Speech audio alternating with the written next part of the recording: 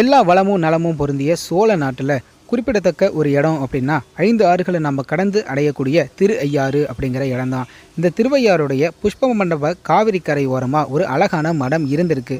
அந்த மடம் 63 மடம்னோ இல்லைனா சிங்கப்பூர் சுவாமிகள் மடம் அப்படின்னு அழைக்கப்பட்டிருக்கு. 1920களில் சிங்கப்பூர்லேருந்து தமிழகம் வந்த முருகேச சுவாமிகள் அவர் கொணர்ந்த பொருளை வச்சு இந்த மடத்தை கட்டியிருந்திருக்காரு. முருகேச சுவாமிகள் 1925வது வருடம் இந்த மடத்திலேயே சமாதியாகரம் வரை கார்த்திகை சோமவாரம் தோறும் 108 சங்காபிஷேகமும் நாள்தோறும் அன்னதானம்னு ரொம்ப செழிப்பாக இந்த மடமானது இருந்திருக்கு.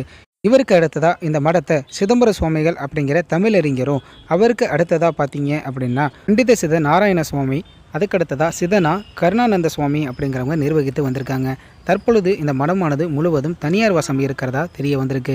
நான் நேரில் போகும் பொழுது எனக்கு வீடியோ எடுக்க அனுமதி இல்லை அப்படின்னாலும் உள்ளே அழைச்சிட்டு போய் 3 சமாதிகளையுமே காமிச்சு விவரங்களை எடுத்து சொன்னாங்க.